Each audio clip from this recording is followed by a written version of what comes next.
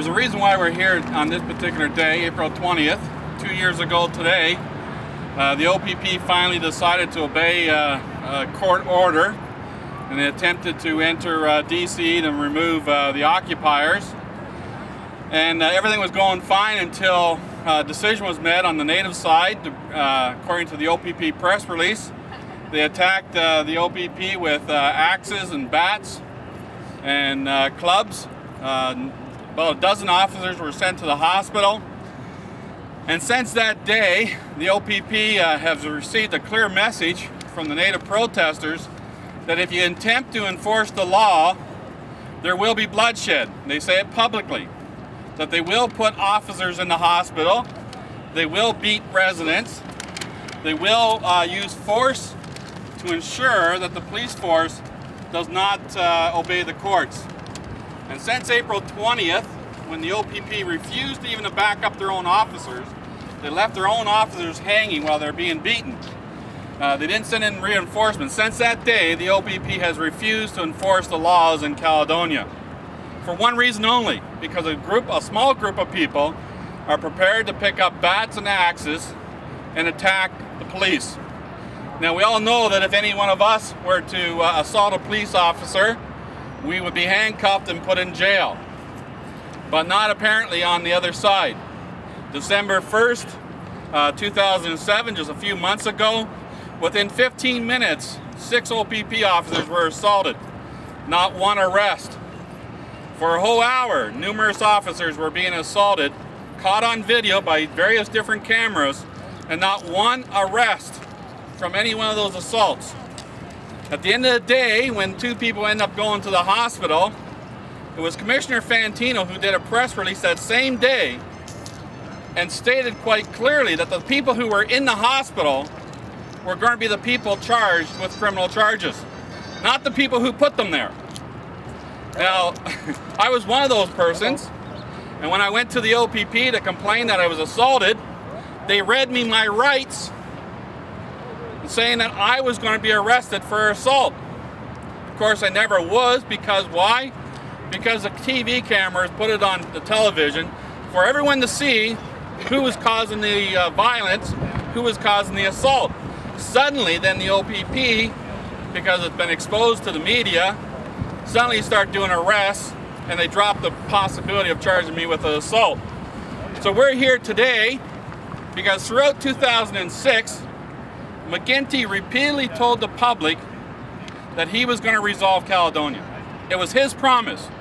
He kept telling the public that if they just wait, that he was going to resolve it. He was going to do far better than what Mike Harris ever did, that he had it all worked out, that nobody had to worry about it, nobody had to rally, nobody had to protest, because McGuinty had the solution. Throughout 2007, the new message from McGuinty was, it's not our problem, it's the federal problem. They completely changed their message from, we're going to solve this, to, oh, we can't do anything about this because it's a federal issue. Now in 2008, they've changed the message again. They no longer say it's a federal problem. Now they're introducing the idea that here's what we'll do. We'll stop all development for 2 years. So they failed to resolve it in 2006.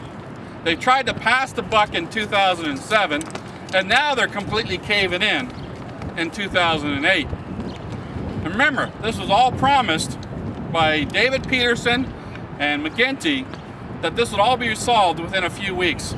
It wasn't going to take a few months. It was going to be solved in a few weeks. Fantino's been on TV and on radio repeatedly claiming that he's the meat in the sandwich, that he can't solve land claims. Well, I don't recall anyone asking him to solve land claims. I didn't realize that his job description was solving land claims. I thought he was the commissioner of a police force with a sworn duty to uphold the law and obey the Constitution of this country. But somehow, he thinks his role is to solve land claims, that he's obviously the commissioner of land claims negotiations. His job is to enforce the law equally, regardless of the person's race. It doesn't matter whether you're black, white, Asian, it doesn't matter. If you commit a crime, you should be arrested. Straightforward and simple. Somehow, if we say that, we're racist. Somehow if we declare that all people should be treated equal in the courts, that everyone has certain fundamental rights, certain human rights, somehow we're the evil people. That one side gets to say, no, no, we have the right to beat up builders. We have the right to hospitalize OPP officers. We have the right to burn down a bridge. We have the right to destroy a power station. That's what it's called. Okay? It's sovereignty. Well, even if you're American, you're not sovereign. Anyways, it's clear that the Ontario government wants Fantino to enforce a two-tier justice. McGuinty appointed him. McGuinty renewed his contract. It's McGuinty's ministers who are defending him when there's a human rights complaint. It's McGuinty who comes out and blames the federal government, and then it's Fantino who spends 4 months repeating the same message. I didn't realize that Fantino's job description included being propaganda for the McGuinty government. His job is to enforce the laws of Ontario, not to be the spokesperson for McGuinty's government.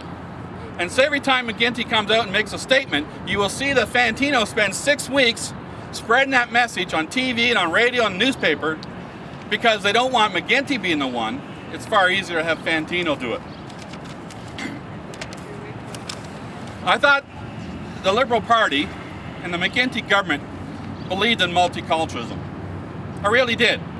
I thought they believed in the fundamental reality that all people, regardless of where you're from, who you are should be treated equal in a society. That's what I believed in. Heck, I'm a conservative and I still believe in multiculturalism. I thought it was a liberal platform to say that all cultures are equal before the government and before the courts. But apparently not. Apparently, if you're not born the right skin color or not born the right race, you don't have the right to file a human rights complaint. You don't have the right to say the police should honor the Charter of Rights. I didn't decide what color my skin was going to be when I was born. I didn't decide my race. I didn't decide my nationality.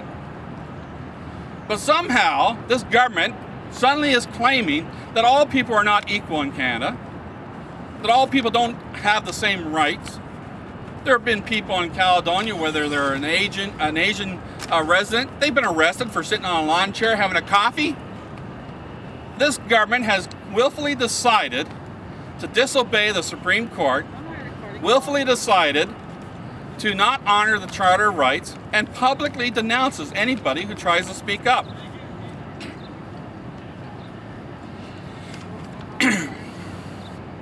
The OPP have clearly become an enforcement of a political party.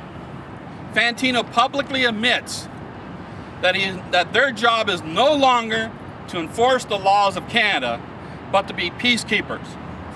That their job is no longer a sworn oath to uphold the Charter of Rights and the Constitution, but to fulfill the will of a political party.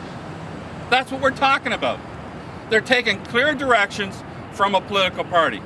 And the best proof of that is when Fantino threatened the local council, Alderman Council, in April of 2007, he felt that it was necessary for him to copy on his email to senior members within the McGuinty government. Now the public is told there's an arm's length distance between the OPP and the Ontario government. But why is when Fantino is threatening elected officials, he feels it's necessary to inform McGuinty's chief of staff, McGuinty's press secretary, and the deputy premier of the province? My question is, did any of these people email him back and rebuke him for threatening elected officials in the province of Ontario? I didn't understand that a police force job was to threaten elected officials. He willfully decided that elected officials do not have the right to speak on behalf of you residents.